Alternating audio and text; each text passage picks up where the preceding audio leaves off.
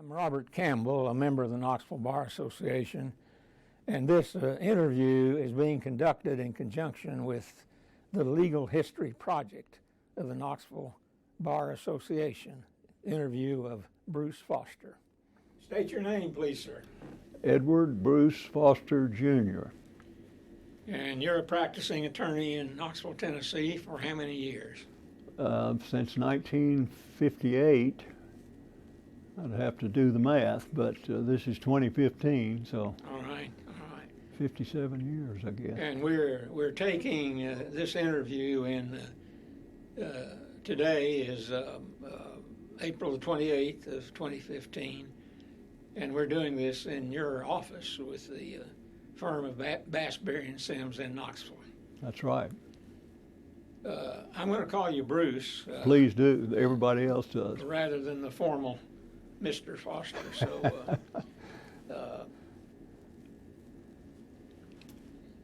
are you a native of Knoxville? I am. And when were you born? I was born on May the 1st, 1936, at Fort Sanders Hospital. And that was the birthplace of a lot of people I know, including myself. So that was back when Fort Sanders was a hospital instead of a conglomerate. That's right. Bruce, tell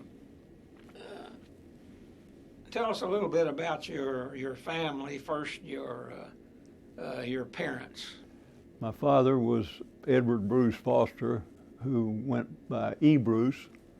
My mother was Mary Evelyn Petrie Foster. And they, you want me to go on, or? Go ahead. I'll interrupt you. Okay.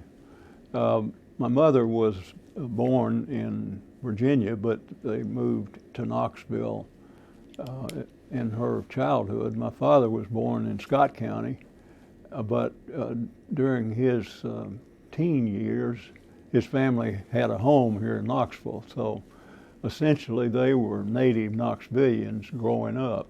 Mm-hmm. And approximately when was it that your dad was born? I'm interested in his age. We may approach it by when he passed away, but he was born in on May the 9th, 1910. Okay. My mother was born on March the 7th, 1909. And how old was your dad when he passed away? Let's see, he passed away in 1988, just a few weeks before his 78th birthday. Okay. And you, I believe you had two sisters. I do. And both females. Yes. And you have two children. I do. Tell me about your children. My daughter, Elizabeth Bailey Foster, lives now in Knoxville. She lived in California for several years and recently moved back here. My son, Benjamin Edward Foster, lives in Washington, D.C., and with his family. And have you been blessed by grandchildren? Yes, we have. We have two grandchildren resident in Knoxville. Henry, age almost 8. Maggie, age 3. Almost 4. And Kaya in D.C., age 3. All right. All right. Now, let's talk about your educational career. Where did you go to elementary school? Well, without making it too long, when my dad was in the service during World War II, we followed him quite a bit. So I went to a number of elementary schools in the 2nd and the beginning of the third grade.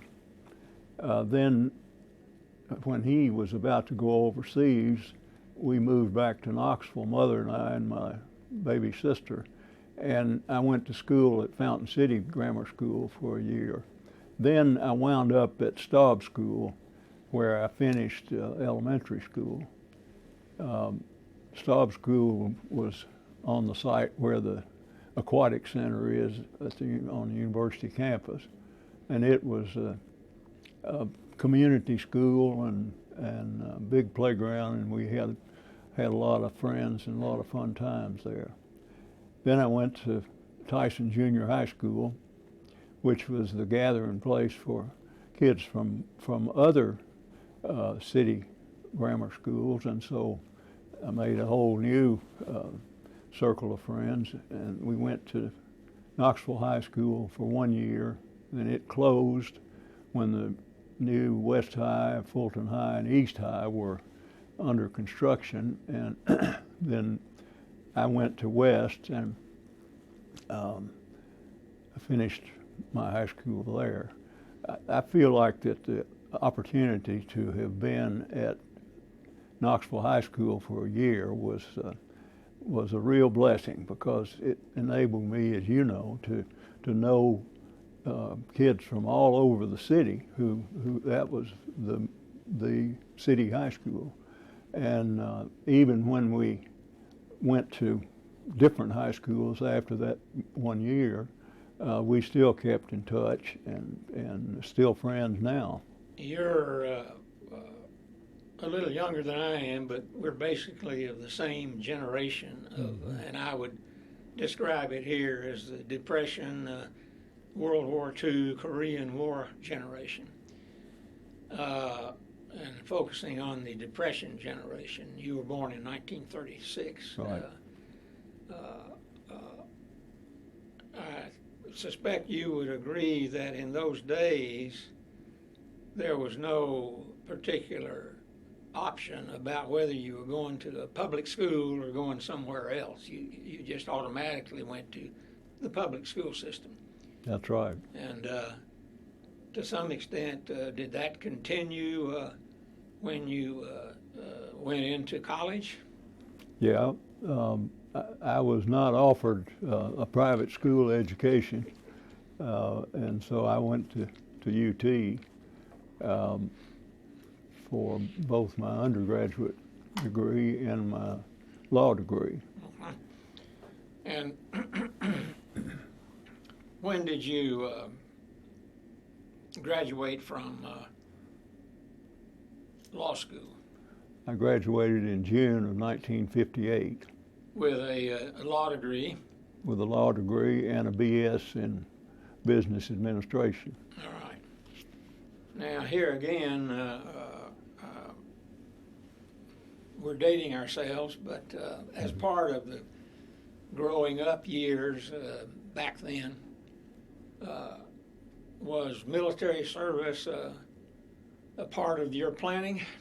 Absolutely. It had to be. All right. And I would interject here that it's my understanding that your father had a period of military service during World War II. That's correct. Could you tell us just a word about his experience? Well, he was an infantry officer, a company commander, and his unit went overseas during World War II. After the Normandy landings, but while the fighting was still pretty fierce through France and Belgium and Germany. And his unit was put on the front line along with a lot of other units to contain the German advance toward France and the coast, and they felt ultimately Britain. And so he got involved in what was known as the Battle of the Bulge, and his unit, fortunately I think, was cut off and surrounded early in the fighting. And so they had no choice but to surrender. And I think that a lot of lives were saved that way. Those that stayed and fought through that there were a lot more casualties. Mm-hmm. And then he was a prisoner of war for several months. And that was a difficult time for him, obviously, but also for the family, because after he was captured, we had no word on, he was missing in action officially. And so it was several months before we even knew whether he was alive or dead, including Christmas time in 1944, which was, you can imagine, a pretty dreary time for our family. Now, your father, as we will talk about more later, had many decades of practicing law. Yes. At the time of the war, had he achieved a law degree, or was that to come after the war? No, he was practicing law and went to the service. Now, give us an overview of your military career. When I was in law school, I knew that I had a military obligation, and so I decided that it would be better to serve that as an officer if I could. And my first preference was the Navy, so I joined the Naval Reserve as a beginning law student and was in a unit for 3 years. And then as it got close to graduation, I realized that the Navy was not going to give me a commission because they required that even their lawyers pass the academy exam, and I was wearing glasses at that time. So I had to abandon that path and made application to the Air Force, and they put me on hold for a while, and time was marching on. So I made application to the Army JAG Corps, and I was accepted and reported for active duty on January 1st, 1959. It was kind of funny. After I'd been in the Army for a short time, I got a letter from the Air Force with all kinds of official documents congratulating me on being a first lieutenant in the Air Force. So I had two identities, one in the Air Force and one in the Army. But since I'd already invested some time and some money in uniforms in the Army, I just stayed there rather than try to move to the Air Force. And where did you serve on active duty? Well, after I finished basic officers training at Fort Benning and the JAG school at Charlottesville, Virginia, the JAG is military ease for Judge Advocate General's Corps, which is the Army legal branch. After JAG school, I was assigned to the claims division of the Office of the Judge Advocate General, which was located, headquartered in Fort Hollyburg, Maryland, which is in a suburb or a part of Baltimore. The community was Dundalk, and it was a dreadful place to be because there were all kinds of industrial plants there, and lots of pollution rising in the air and settling on cars and that sort of thing. Anyway, I worked there for several months and then got assigned to a unit that was going to Galveston, Texas to reopen the claims files from the Texas City disaster, which was the result of a fertilizer ship that was headed for Europe as part of the Marshall Plan after World War II. It exploded in Texas City and in the interior harbor there, and destroyed a lot of homes and killed some people, injured some people. Congress decided in 1958 or 59 that they had not been generous enough with some of those claimants, and so we went back and reopened every claim file for the Texas City disaster, and spent about a year doing that,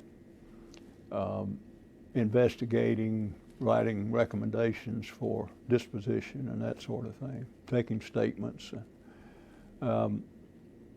Then, during that time, we got the attention of the Judge Advocate General. He thought we were doing a good job, so he personally came to Galveston and told us that, I think there were 10 lawyers in our branch there. He said we could have any subsequent assignment that we wanted after we wound up that work in Texas City. So a group of my friends and I got together and decided we'd go to Europe. And from that, I got an assignment to France, to eastern France, a town called Verdun, which had a lot of historical significance in World War I. It was also the headquarters of the 4th Logistical Command, which was I call us the storekeepers and the mechanics for the combat troops that were in Germany. And how long were you stationed there in Verdun?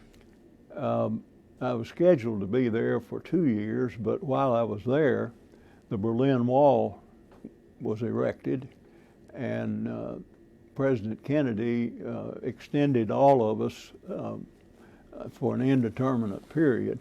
I wound up staying in France for a little over 3 years, almost 3.5 years. And were you, after you completed your duties in France, were you discharged then? Yes. Mm-hmm. So how long total did you serve on active duty? 4 years and 4 months, I believe. Now, during that time, you were a single man. Yes. And when did you marry? Well, I married in 1969. I came back from Europe in 1963. Mm-hmm.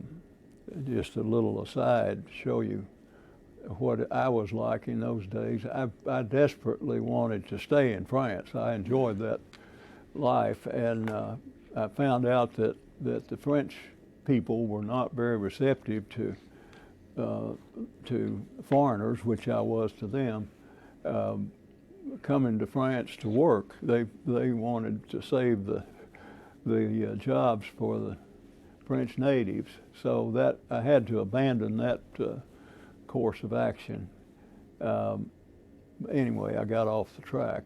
You asked about when I got married, and I married Betsy Gwynn in September of 1969. To whom you are still married. Yes, I am. And is Betsy a businesswoman? Betsy is, I guess, a businesswoman. It accurately describes her. She is employed by M.S. McClellan Company as the manager and the buyer for the women's division of that store. So she goes on buying trips to marketplaces like Atlanta and New York, and also works in the store. All right, now, when you were in law school, from which you graduated in 1958, is there a professor or any professors that you had in law school that made any particular impression on you for making a contribution to your desire to have a career as a lawyer? Yes. John Ball, who was the professor who taught Tennessee procedure and was also, at that time, general counsel for the university, had a great influence. I feel like I learned a lot about Tennessee procedure from him. Dick Noel was a not so much a mentor as a cheerleader for me, and I'm indebted to him because I learned a lot about the law of torts from him, but I also went to him during my first year in law school and asked him if he thought it would be acceptable for me to play varsity tennis at the university. And we had a good long conversation about that, and much to my surprise and pleasure, he encouraged me to do that. So I continued in law school, but I also played tennis that spring, which was a treat. Okay. There were lots of outstanding professors in the law school. Now, when did you start practicing law? In 1963, I came back in April, I believe. And where did you start? You want to take a break? Yeah. No. I started at France, McConnell, and Seymour, which is the firm that my father had been with for a number of years prior to that. And one of the reasons that I was under pressure not to stay in France was that he was kind of holding the spot for me there and wanted me to come back and fill it. So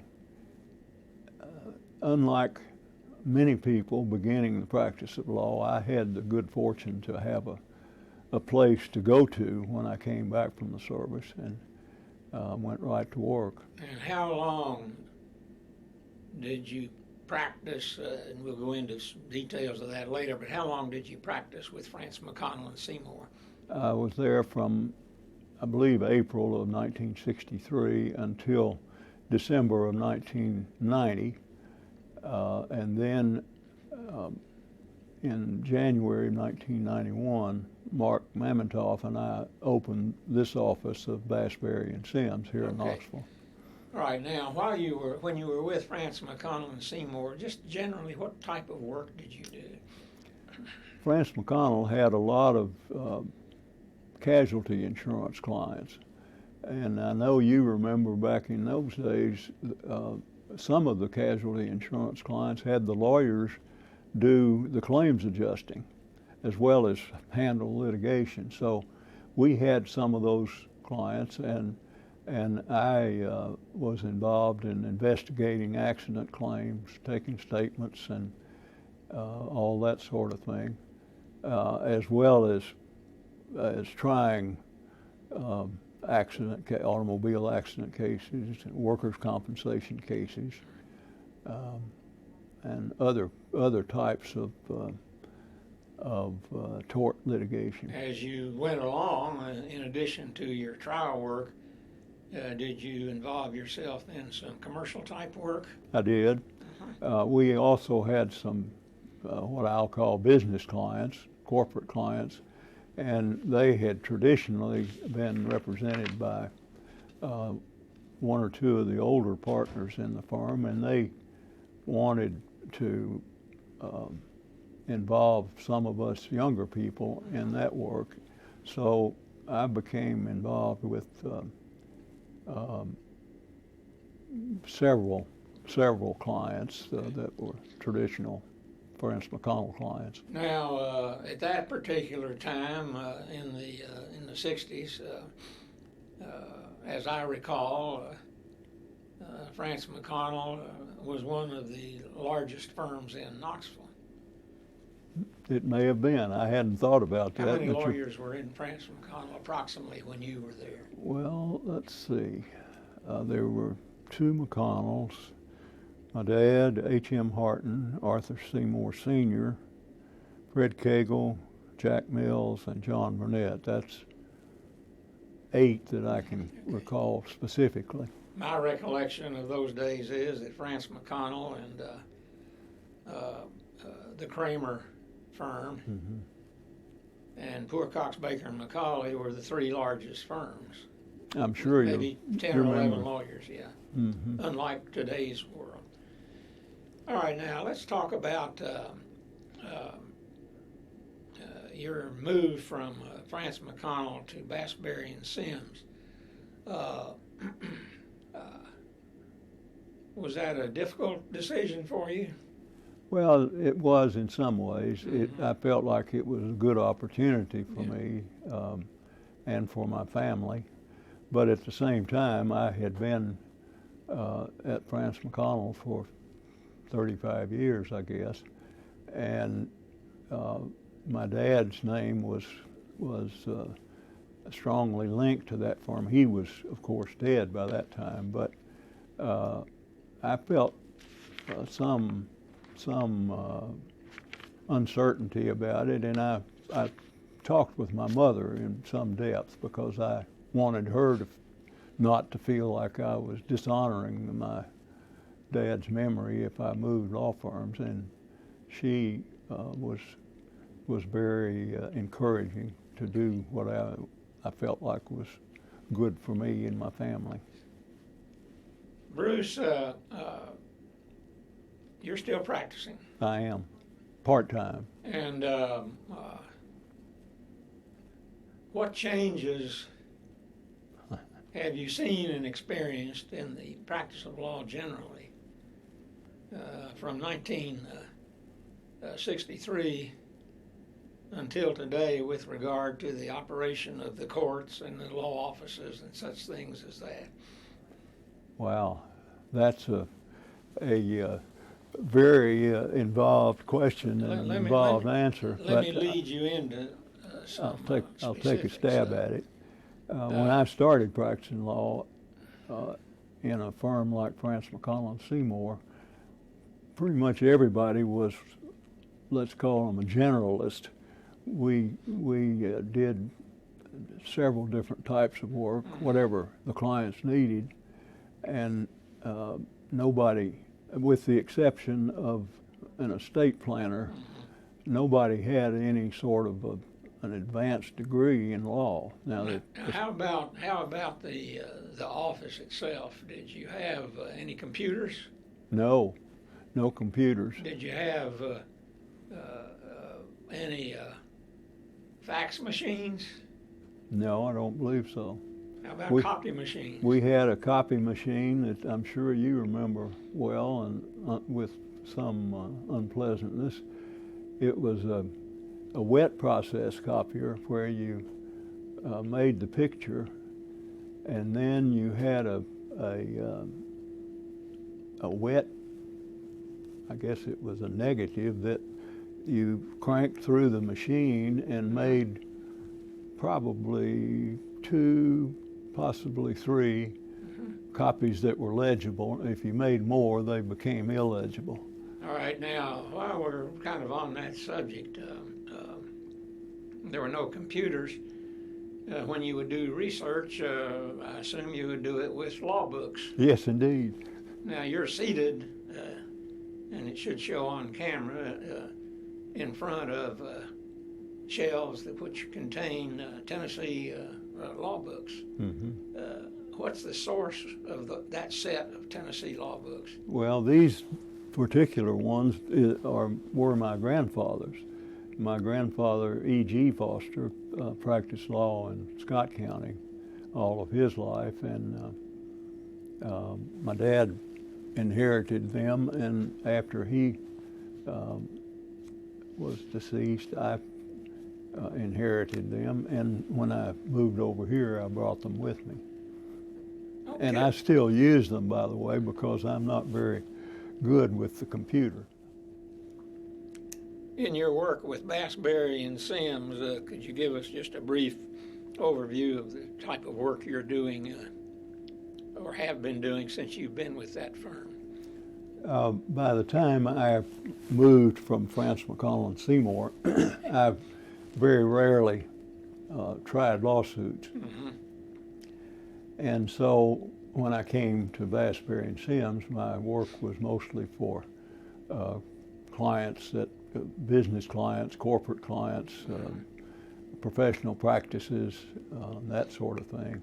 Okay. And so I have, since I've been here, I've been involved more in corporate matters, partnership matters, the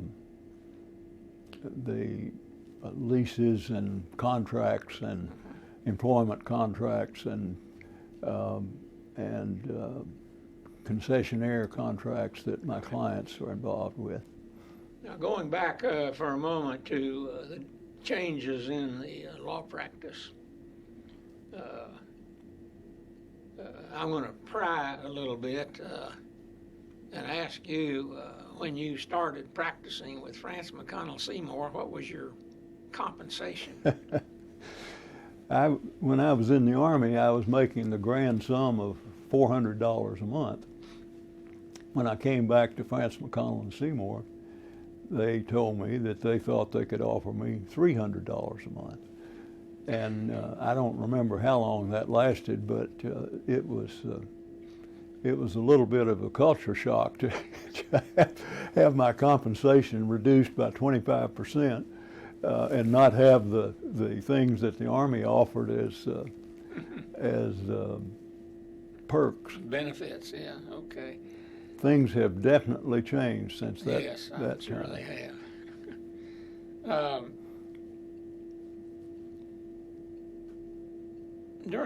During World War II, of course, you born in '36, so you were when Pearl Harbor arrived. You were about 5 years old. Yes. The war lasted for 4 years approximately. And how was it at home during World War II? Well, I was what I call a pre-World War II baby. My sister Lee was born in 1942, so she was a mid-World War II baby, and she was a tiny infant when my dad was about ready to go overseas. And my mother was a real trooper. She took both of us up to Fort Benjamin Harrison in Indianapolis, where Dad was stationed, ready to jump off to go to Europe, to visit him. And she went through all of the troop train hassle and all of that sort of thing because she was devoted to him and devoted to us and wanted us to have that opportunity. Then when we came home and he was overseas, she was the person in charge, and she never showed any weakness. She never complained about, or at least in my presence, about why me and that sort of thing. Even when my dad was missing in action and times were really grim, she was strong and kept us children strong and trusting in the Lord. And it was, when I look back on it, it was a remarkable thing. And I'm sure she was one of millions of mothers who had that experience. A shining example of the sacrifices and the beauty of the home front during World War II and the cohesiveness. That's right. Oh, and she knitted socks and knitted caps as a lot of women did, and scarves. Another little example or question about the differences between the practice of law in the 1960s and the 1990s and the 2000s. What kind of hours did you work, days did you work when you were started with France McConnell and Seymour? It was not unusual for me to be in the library at midnight. I would have files that I was working on investigating, and at the same time I would have files that were being prepared for trial and in some cases appeals, and I had to write briefs and position statements during those times. And as we've said, it was the books were where the books were, and so that's why I was in the firm library at night. We were in the Burwell building at that time, the corner of Gay and Clinch, and the city was still blessed with the aftermath of its industrial period, and so soot was in the air everywhere, and it blew under the windowsills and into the library and onto desks and everything. So I would pull out a book and blow the soot off of it before I used it. In addition to your work in the practice with your firm, did you have occasion to serve in the judiciary? Yes. I was appointed by Governor Alexander to a special Supreme Court in 1980. All of the members of the Tennessee Supreme Court were defendants in the case, and so they recused themselves, and he appointed a special court to hear that one case and to issue an opinion, which we did. It was an interesting experience and gave me a taste for being on the appellate bench, but I never achieved that.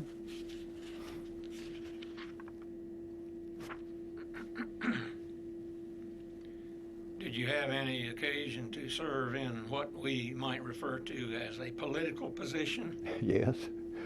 I ran for a position in the Constitutional Convention in 1977 and then served in 1978. We were expected to be there from June, when the legislature would normally be out of session, until no later than the end of August. So it was fairly easy to plan that I could manage my law practice and still be in the Constitutional Convention. As it turned out, we were still there in December. We had a Christmas party in Nashville for that group of delegates. So it was much more of a job than I bargained for. And as I was going through it, I marveled at how the other lawyers who were full-time legislators or were regular legislators could manage. We would convene on on Monday evening. We would adjourn sometimes at noon on Thursday, sometimes on Friday morning, come home, work all weekend, and go back on Monday. And I don't know how they did it, how they do it now. Bruce, in addition to your law practice with your firm, in addition to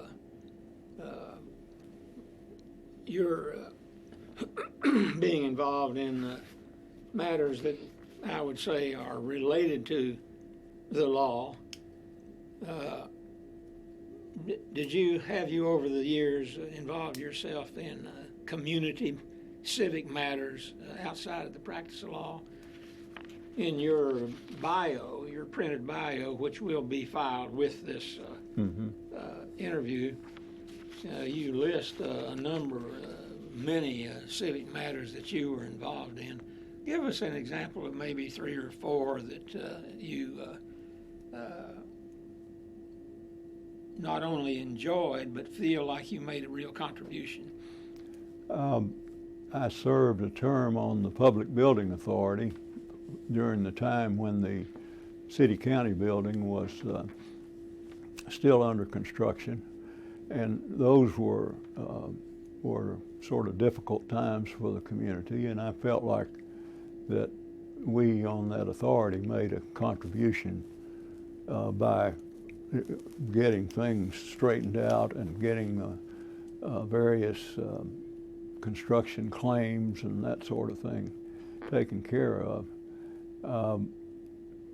At one point, there was kind of a combination of civic involvement and legal practice. I represented the downtown organization in its infancy, and that sort of evolved into a larger entity that was very much involved in the development or redevelopment of downtown Knoxville. In addition, a kind of a spin-off from that was something called the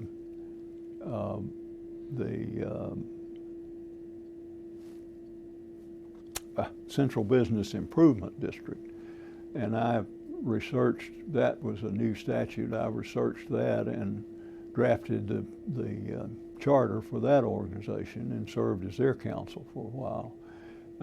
Both of those were real interesting to me because I've often heard it said, and I certainly subscribe to the idea that we need to give back to the community that supports us. I guess the best known person that I've heard say that was Big Jim Haslam, and he certainly has led by example in that area. Do you feel that those of us who practice law, represent people in the community, poor people, wealthy people,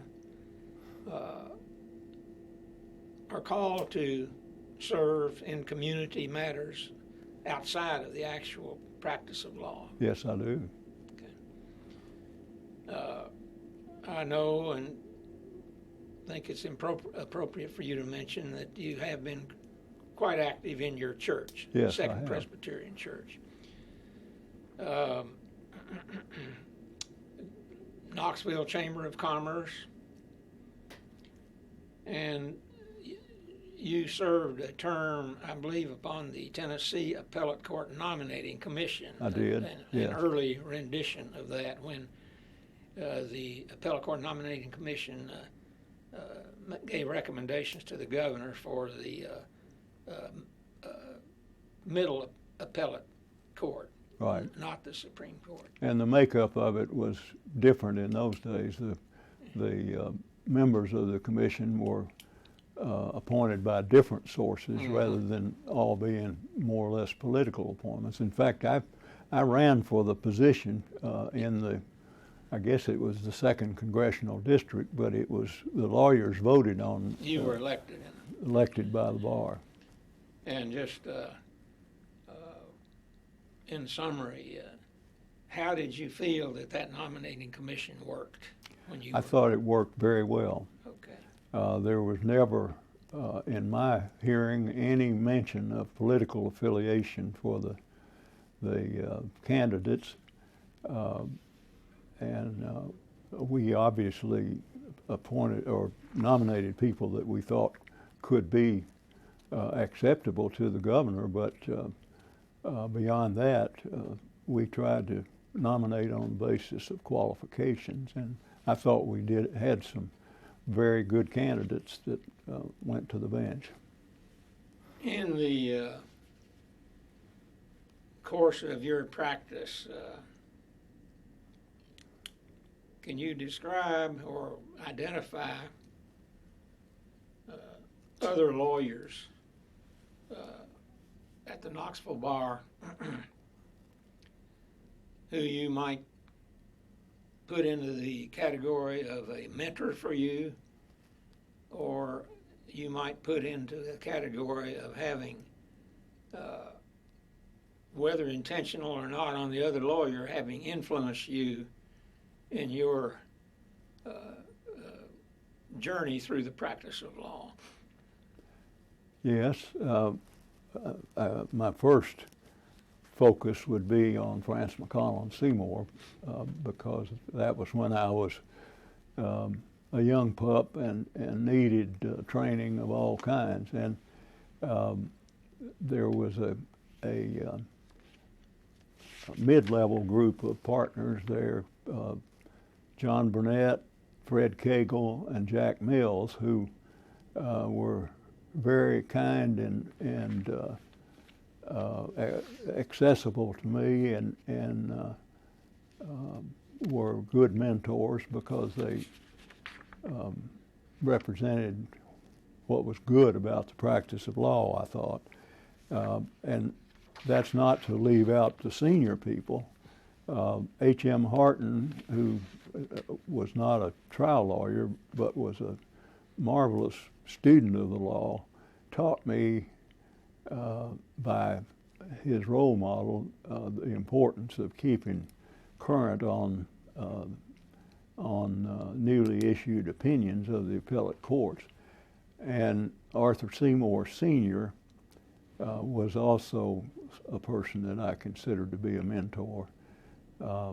He helped me draft documents, pleadings, memoranda, and made very good suggestions, and was also very supportive.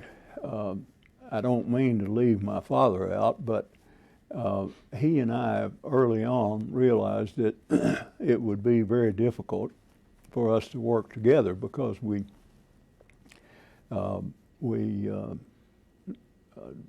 it wasn't that we disagreed on general things, and I had the highest respect for him as a lawyer, but just on little things, we would have disagreements, and so I never had the experience of working with him to prepare a lawsuit or anything like that. Having known your father during a lot of my career, I can't imagine he having a disagreement with anyone. Yeah, he was kind of living proof of that lawyer description that says often in error but never in doubt. Okay. Bruce, in your civic and community work, you obviously have told us about and have recorded many institutions and groups that you served other than lawyers groups. Mm-hmm. Now, in the practice of law and being involved as a lawyer in Knoxville, Tennessee, what positions have you held, or have you been appointed or selected for that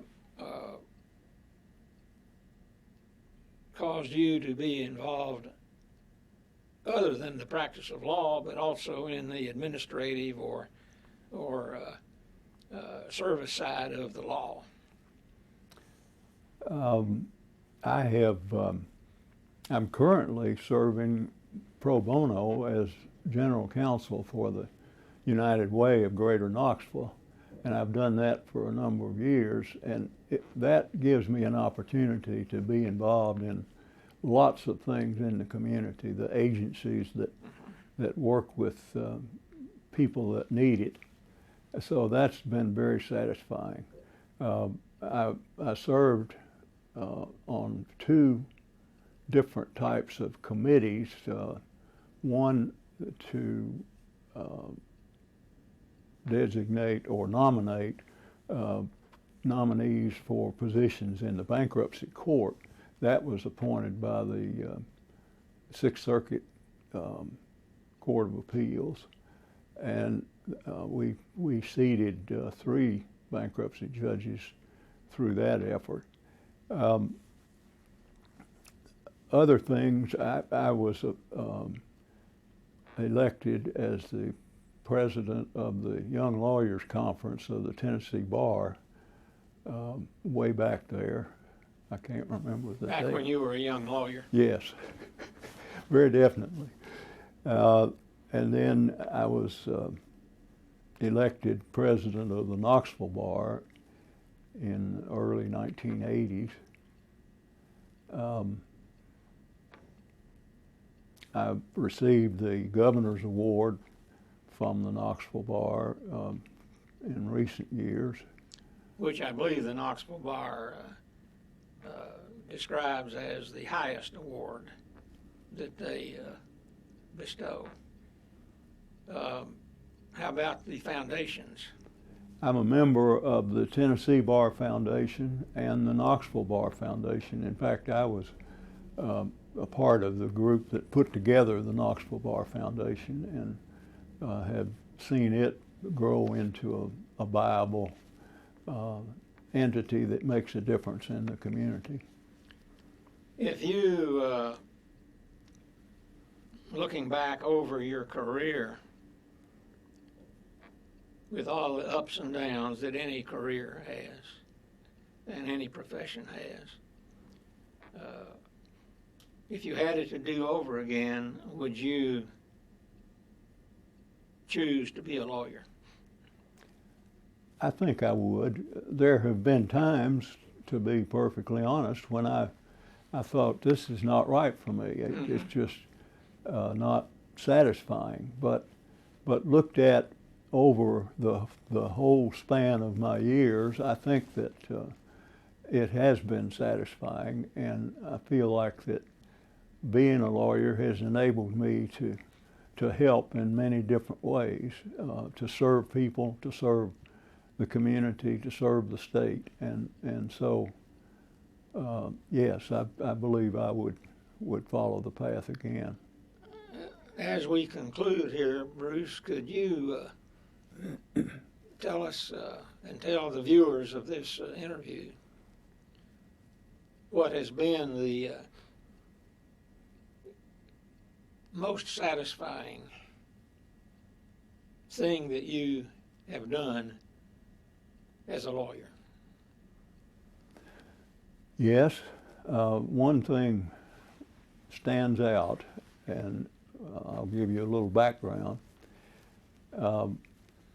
I was contacted by a young woman who was a mother with two very young children, and whose husband was killed when the helicopter that he was piloting crashed at Fort Campbell. And she received from the Army what benefits she was entitled to. But then time passed, and somehow, and I don't remember the details now, somehow she became aware that there was a discussion that there was a flaw in that helicopter that caused it to crash. And so she came asking if there was anything that she should or could do. And I'll give her full credit. She was concerned about her children and their future. And I sort of joined her as a soulmate in trying to figure out a way to turn that into something for their benefit. The statute of limitations, statute of repose in Tennessee and in Kentucky, both had expired, but we found a statute of limitations in Connecticut where the manufacturer of the helicopter was domiciled, and we were able to bring an action there. We were able to establish, with the aid of a Connecticut lawyer and some experts that we employed together, were able to establish that indeed there was a flaw in that design, and as so often happens, it was a simple device, a pin of some kind that held things together, but when it sheared, the rotors were out of control. And long story short, we didn't have to try the lawsuit, but we did achieve a settlement for her, and I saw it through to her establishing the account with the, I guess, the probate court here for the benefit of the children, and I don't remember the amounts involved, but it was a significant sum of money, and it was she was so thrilled and so grateful that it has warmed my heart ever since. And those children are now grown, have their own families, and they're both fine citizens. And without the services of a excellent lawyer, that wouldn't have happened. Well, I like to think that's right. Okay. Thank you very much, Bruce. Thank you.